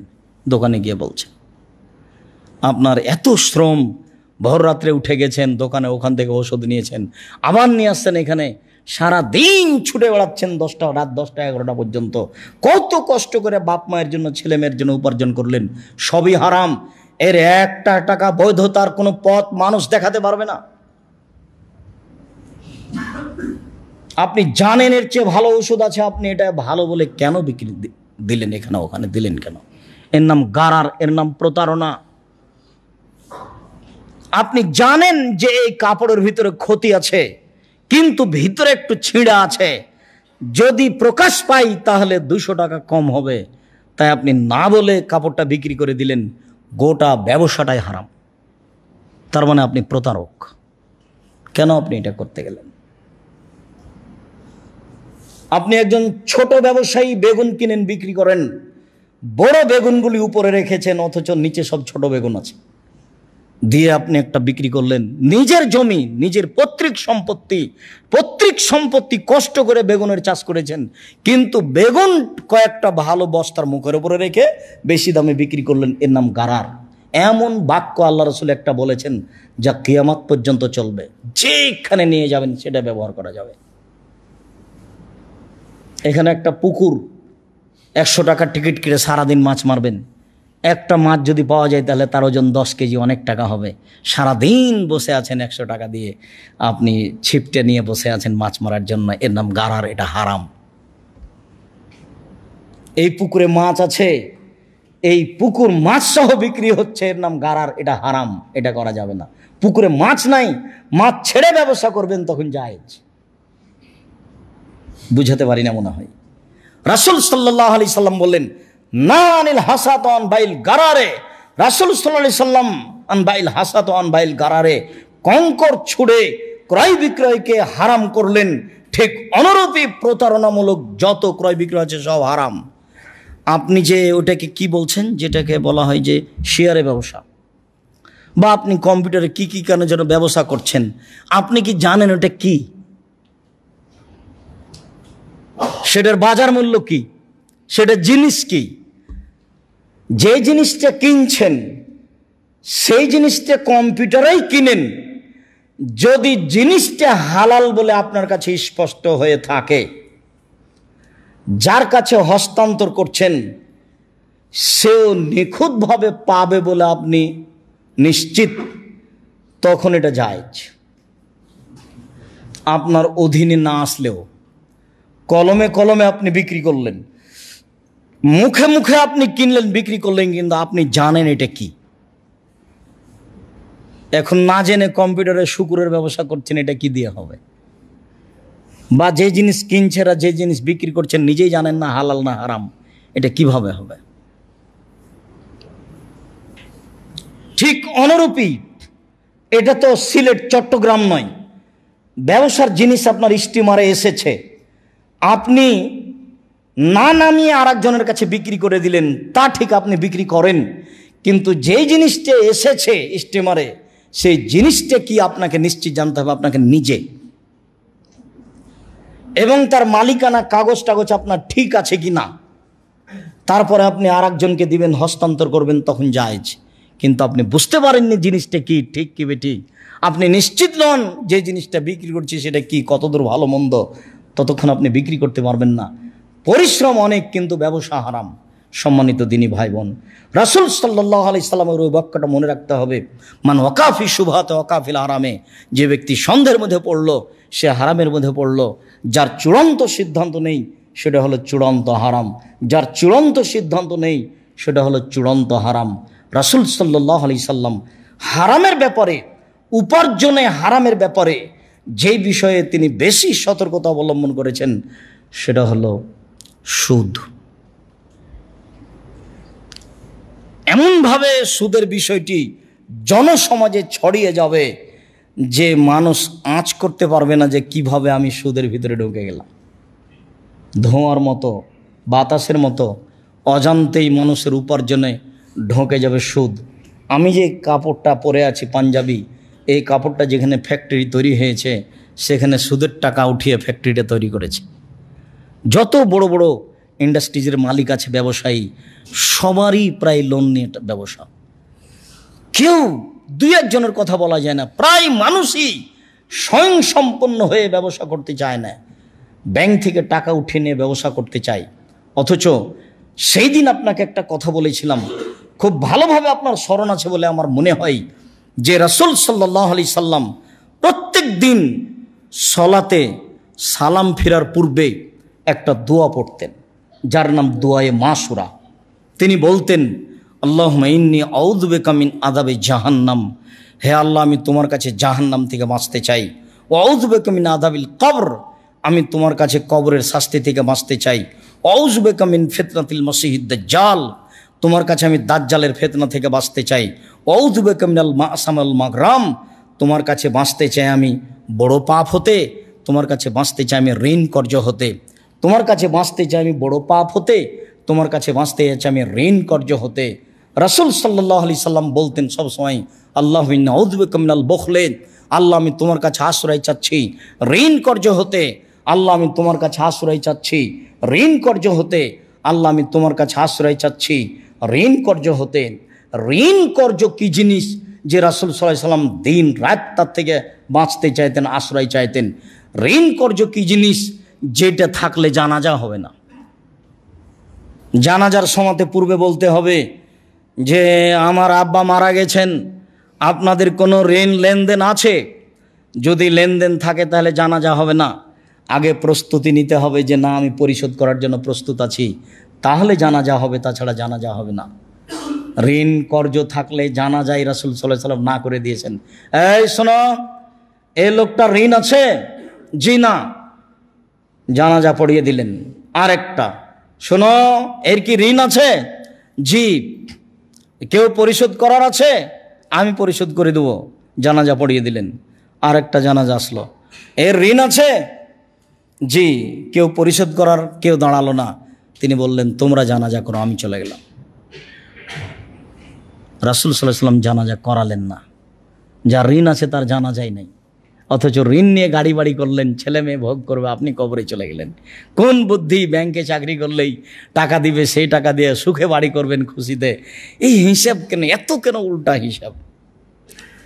রাসূল আল্লাহ তাআলা বলেন ইয়ামহাকুল্লাহু রিবা ইউরবিস সাদাকাত, চিরদিনের জন্য আল্লাহ তাআলা সুদকে সংকুচিত করে দিয়েছেন, হারাম করে দিয়েছেন। মানুষ সুদ খেলে তার পয়সা কমে যাবে, সুদের পয়সা সংকুচিত হবে, আর দানের পয়সা বেশি হয়ে যাবে। দান করলে টাকা বেশি হবে, সুদ খেলে টাকা কমে যাবে। কমতে কমতে কমতে এমনভাবে কমবে যে সুদ খায় যে সে ভিক্ষুক হয়ে যাবে বা তার ছেলে মেয়ে ভিক্ষুক হয়ে যাবে। ওই হাদিস ঠিক, মুসলিম গ্রন্থের হাদিস। রাসূল সাল্লাল্লাহু আলাইহি সাল্লাম বলছেন লানাল্লাহু আকিলা রিবা ওয়া মুকিলাহু ওয়া কাতিবাহু ওয়া শাহিদাইহি, যে সুদ খায় তার উপরে অভিশাপ, যে সুদ দেয় তার উপরে অভিশাপ, যে সুদের সাক্ষী রাখে তার উপরে থাকে তার উপরে অভিশাপ, যেই লিখে তার উপরে অভিশাপ। হুম সাওয়া, সবাই সমান। জাবের রাদিয়াল্লাহু তাআলা আনহু বলেন রাসূল সাল্লাল্লাহু আলাইহি ওয়াসাল্লাম বলেছেন মায়াকুল দিরহাম ওয়া রিবা ওয়া ইয়ালাম আসাদ্দু মিন সিত্তাতি ওয়া সালাসিনা জিনিয়া, কেউ যদি জেনে শুনে 1 টাকা সুদ খায় 36 বার জেনা করে যত পাপ হবে, 1 টাকা সুদ খেলে তার চেয়ে বেশি পাপ হবে। সুদের পাপটাকে জেনার সাথে নিয়ে গেছে। আমরা তো অনুবাদক, আমাদের তো কিছু করার নেই। মহাপাপ তো এর আগেও আছে অনেক। 1 নম্বর মহাপাপ হলো শিরক করা, জেনার সাথে উল্লেখ করেননি। 2 নম্বর মহাপাপ হলো বাপ মাকে গালি দেওয়া, জেনার সাথে উল্লেখ করেননি। 3 নম্বর মহাপাপ হলো মিথ্যা সাক্ষী দেওয়া, জেনার সাথে উল্লেখ করেননি। 4 নম্বর মহাপাপ হলো আকল মালিল ইয়তিম, এতিমের অর্থ সম্পদ খেয়ে নেওয়া, জেনার সাথে উল্লেখ করেননি। 5 নম্বর মহাপাপ হলো আকলু রিবা, সুদ খাওয়া। এইটাকে তিনি জেনার সাথে উল্লেখ করছেন। ভাষাও খুব কঠিন, অথচ এর আগে 3-4টা বড় বড় পাপ আছে। অন্য হাদিসে এসেছে সন্তান হত্যা করা সিরিয়ালে 3 নম্বর মহাপাপ, সেটাকেও জেনার সাথে উল্লেখ করেননি। কিন্তু সুদকে তিনি জেনার সাথে উল্লেখ করছেন এভাবে যে কেউ যদি জেনে শুনে 1 টাকা সুদ খায়, 36 বার জেনা করে যত পাপ হবে, 1 টাকা সুদ খেলে তার চেয়ে বেশি পাপ হবে। তিনি বলেন আর রেবা সাবুনা জুজান আইসা রহায়ন করো জুলুম্মাহু, সুদের পাপের 17টি ভাগ রয়েছে। বড় ভাগ হলো মার সাথে জেনা করলে যেমন পাপ হয়। একটি লম্বা হাদিস সংক্ষিপ্তভাবে অনুবাদ করে একটা পর্যায়ে সুদের আপনাকে দেখানোর চেষ্টা করি। সমর ইবনে জুনদুব রাদিয়াল্লাহু তাআলা আনহু বলেন রাসূল সাল্লাল্লাহু আলাইহি সাল্লামের নীতি ছিল এজা সাল্লা সালাতাল ফজর, যখন তিনি ফজরের সালাত আদায় করতেন তখন আমাদের মুখামুখি হয়ে বলতেন হাল রাহাদুম মিনকুম রুয়া, গত রাত্রে তোমাদের কেউ কোনো স্বপ্নে কিছু দেখেছে কি? ফাইন রাহাদুন কাসাহা, যদি আমাদের কেউ কোনো স্বপ্ন দেখত তাহলে বলে দিত আল্লাহর নবী আমি এই স্বপ্ন দেখেছি। ফায়াকুলু মাশা আল্লাহ তাআলা, তখন আল্লাহর নবী উত্তরে বলতেন হ্যাঁ তোমার স্বপ্নের তাবির হলো এই, তোমার স্বপ্নের তাবির হলো এই, তোমার স্বপ্নের তাবির হলো এই, এইভাবে তিনি বলতেন। ফাকালা, একদা তিনি বললেন হালরা আহাদুকমালা তো রুয়ান, গত রাত্রে তোমরা কেউ কিছু স্বপ্নে দেখেছো? কুলনাল্লাহ, আমরা বললাম জি না আল্লাহর নবী, গত রাতে আমরা স্বপ্নে কিছু দেখিনি। কালা, তখন তিনি বলছেন ইন্নী রাইত লাইলাতা রাজুলাইন, শোনো আমি গত রাতের 2 জন লোককে স্বপ্নে দেখেছি। এবার আল্লাহ রাসূল নিজে বলছেন নিজের স্বপ্নের কথা।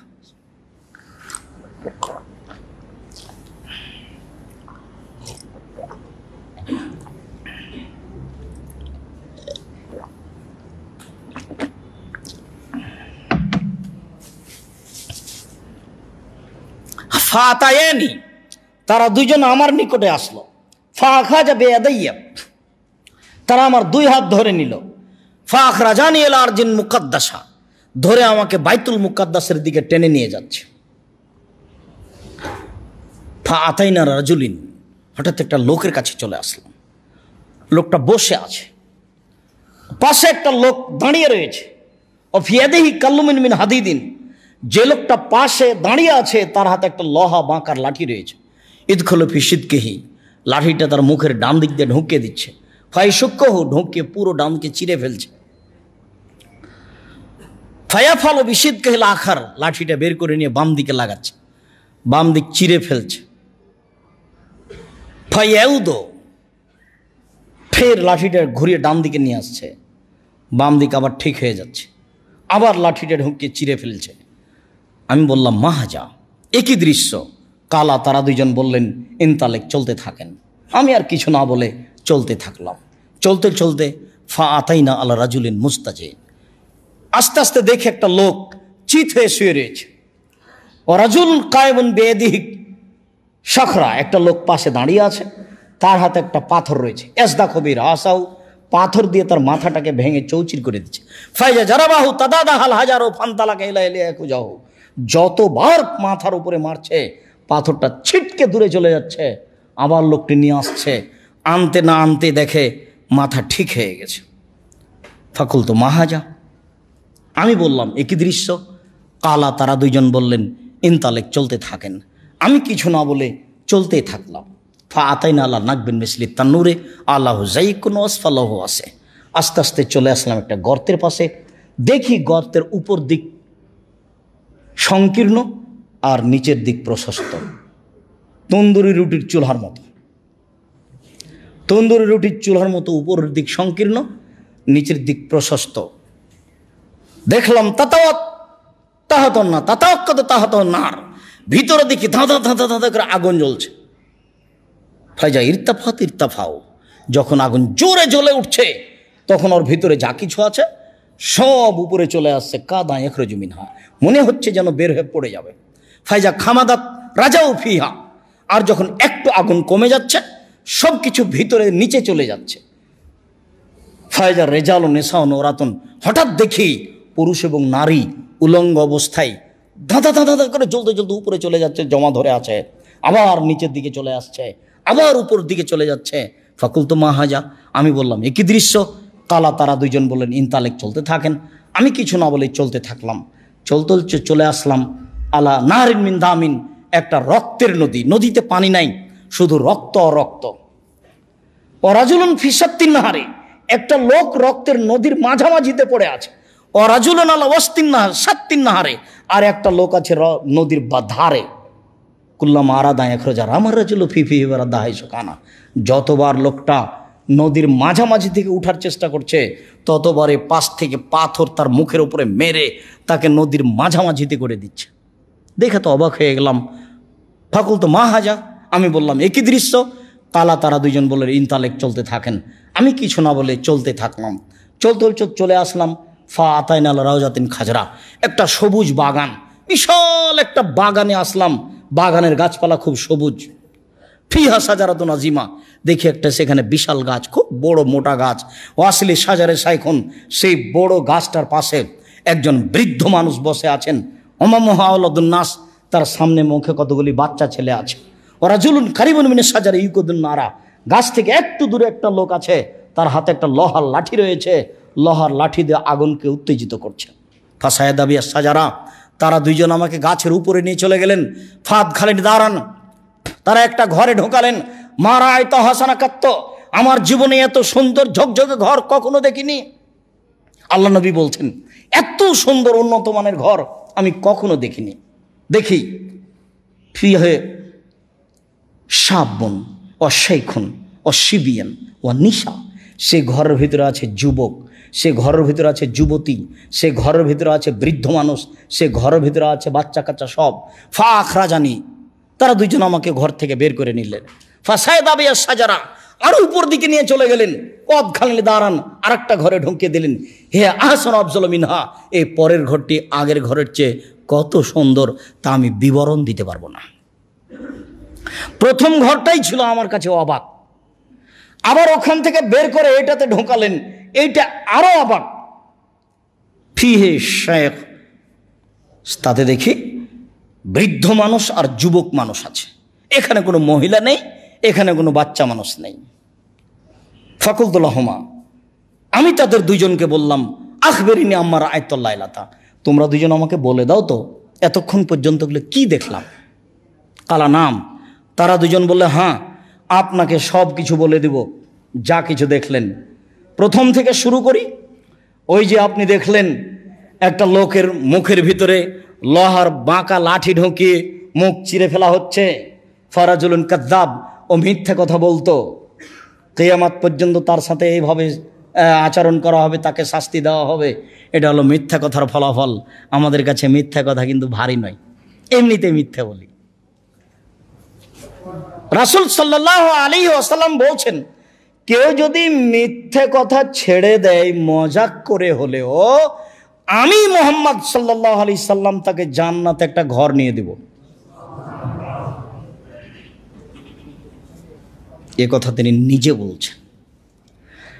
কেউ যদি তর্ক ছেড়ে দেয়, ওয়াইন কানা মুহিক্কান, সত্য হলেও, আব্দুর রাজ্জাক সাহেব এটা বলেছেন, আরে না এটা বলেছেন, আরে না এটা বলেছেন, তর্ক সত্যও যদি হয় তবুও যদি তর্ক ছেড়ে দেয়, তর্ক না করে, আমি মুহাম্মদ সাল্লাল্লাহু আলাইহি সাল্লাম তাকে জান্নাতের মাঝামাঝিতে একটা ঘর নিয়ে দেব।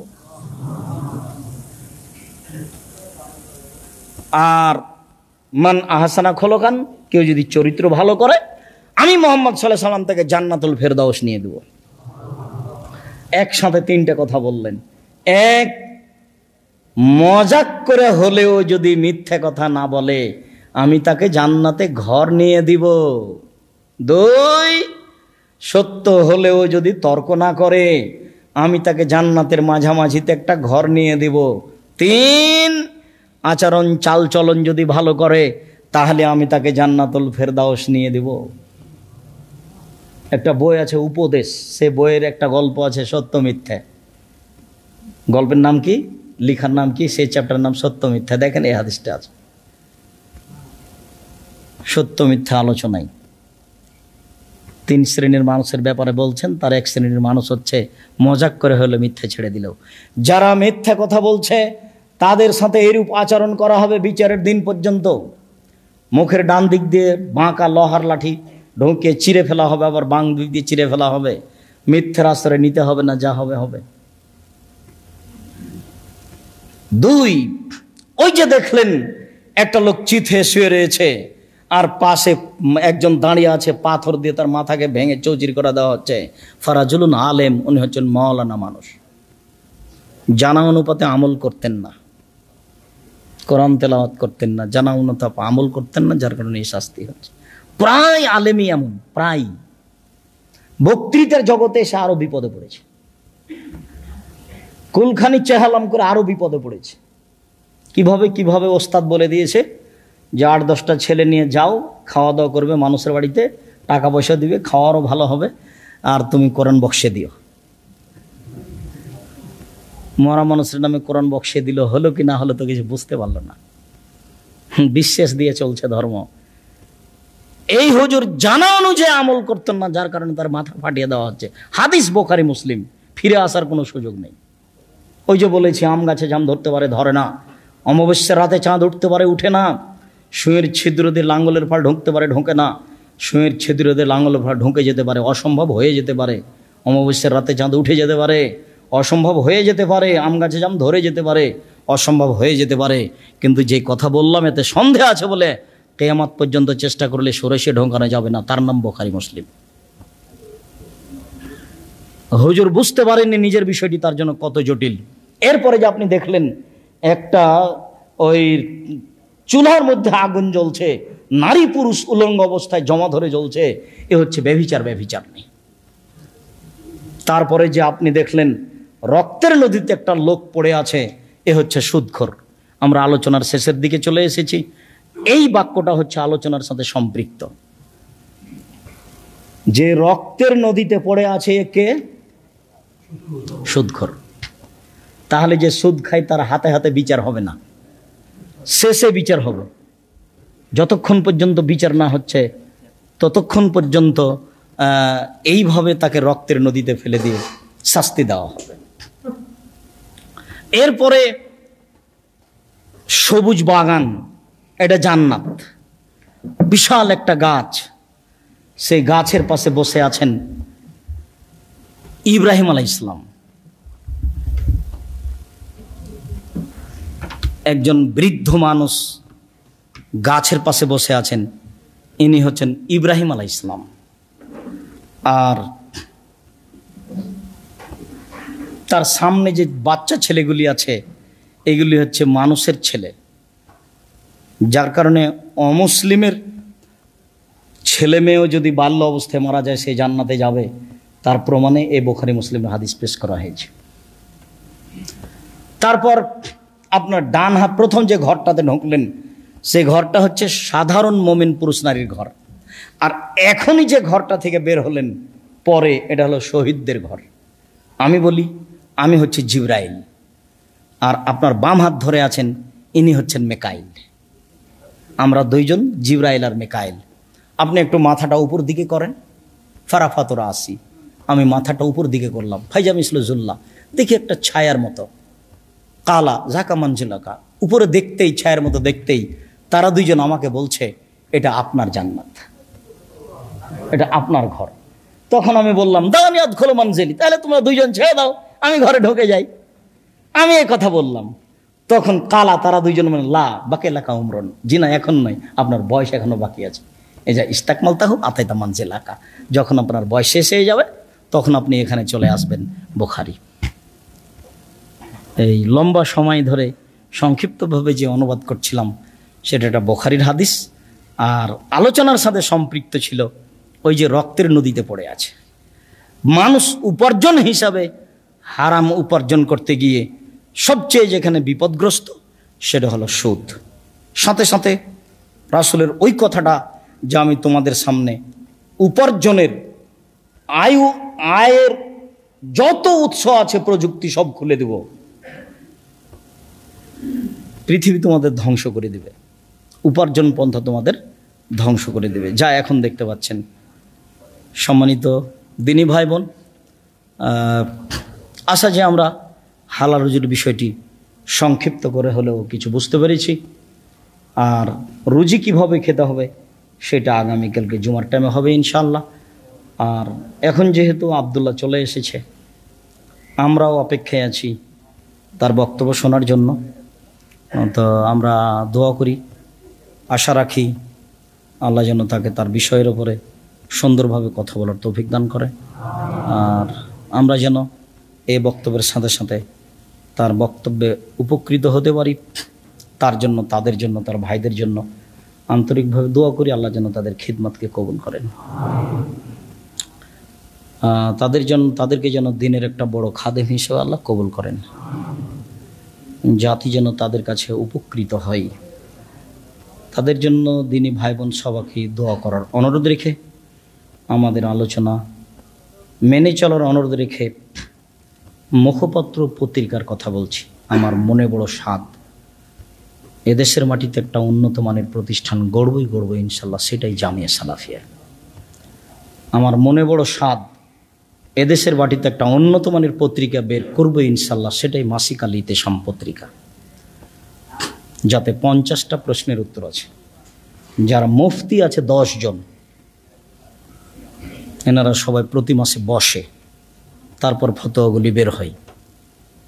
আমি আশা করি যে মাসিক আল ইতেসামের পত্রিকার প্রশ্নের উত্তর সবচেয়ে বেশি গুরুত্ব রাখে। প্রতি মাসে বড় বড় আলেমরা বসে এই ফতোয়াগুলি লিখেন, বের করেন। এই জন্য আমি আমার নিজের ব্যক্তিগত বইয়ের কথা যা না বলি, তার চেয়ে বেশি আমি মাসিক আল ইতেসাম পত্রিকার কথা বলি, যে আমাদের বইগুলি ব্যক্তিগত ব্যাপার আর মাসিক আল ইতেসাম পত্রিকা সমষ্টিগত ব্যাপার। আর জামিয়া সালাফের মুখপাত্র পত্রিকা মাসিক আল ইতেসাম পত্রিকা। সারা দেশের বিদেশের যত দিনী ভাই বোন বাঙালি আছেন সবার নিকটে আমি আব্দুর রাজ্জাক বিন ইউসুফ জোরালোভাবে অনুরোধ দাবি জানাচ্ছি যে আপনারা মাসিক আল ইতেসাম পত্রিকা পড়েন। আপনি 20 টাকা দিয়ে কিনে, 25 টাকা দিয়ে কিনে কতটুকু উপকৃত করতে পারছেন এটা আপনি বুঝতে পারবেন না, ওটা আমি বুঝতে পারছি। এর পিছনে ব্যয়বহুল খরচ আছে। জামিয়া সালাফের পিছনে অধীনে যেসবগুলো সংক্ষিপ্ত চলে তার চলে মাসিক আল ইতেশাম পত্রিকা, জামিয়া সালাফের অধীনে চলে অনলাইন আল ইতেশাম টিভি, যাতে বিষয়ভিত্তিক আলোচনা রয়েছে, প্রশ্নের উত্তর রয়েছে। জামিয়া সালাফের অধীনে আছে এতিম, 200 জন এতিম আছে। জামিয়া সালাফের অধীনে আছে 500 জন অসহায় ছেলে মেয়ে, যাদের বাপ মা আছে কিন্তু খরচ বহন করতে পারে না। জামিয়া সালাফের অধীনে আছে বিশাল বড় বড় 2টি প্রতিষ্ঠান, যাতে ছেলে মেয়ে আছে প্রায় 3850 জন, শিক্ষক শিক্ষিকা 167 জন, প্রতি মাসে বেতন লাগে প্রায় 20 লক্ষ। 3 মাস থেকে আপনারা নিজেরা পূর্ণ বেতন বহন করছেন। প্রতিষ্ঠান বন্ধ থাকার কারণে ছেলে মেয়ের পক্ষ থেকে যেটুকু আপনারা পান সেটুকু পাচ্ছেন না, ফলে আপনাদেরকে প্রতিষ্ঠান থেকে বেতন দিয়ে আসতে হচ্ছে 3-4 মাস থেকে। দোয়া করতে হবে আল্লাহ যেন করোনার দেশ থেকে সরিয়ে দেয়, যেন করোনার মতো একটা কিছু বালা মুসিবত দিয়ে আমাদের শিক্ষা প্রতিষ্ঠান সহ আরও যত ব্যবসা বাণিজ্য আছে সব ক্ষতিগ্রস্ত হবে। এটা যেন না হয়, আল্লাহ এটা যেন দূর করে দেয়। সাথে সাথে জামিয়া সালাফের অধীনে আছে আপনার ফ্রি অক্সিজেন বিতরণের ব্যবস্থা, প্রায় দেশের কয়েকটা জেলাতে রয়েছে। দেশব্যাপী আমাদের পরিকল্পনা রয়েছে সময় সাপেক্ষে। জামিয়া সালাফের অধীনে আছে আপনাদের অসহায় মানুষের পিছনে দাঁড়ানো ত্রাণ ব্যবস্থা, সেটা রোহিঙ্গা হোক আর সেটা বন্যার্তদের হোক, সেটাই যেটাই হোক। সাথে সাথে জামিয়া সালাফের উপস্থিত পরিকল্পনা আপনারা জানেন, সময় সাপেক্ষে বিস্তারিত বলবো। আজকের মতো এ পর্যন্ত বলে সকল দিনী ভাই বোনকে মাসিক আল ইতেশাম পত্রিকা নেওয়ার অনুরোধ জানিয়ে, আবদুল্লাহর বই তো আছে মিন্নাতুল বারি, বুখারীর ব্যতিক্রম বাক্য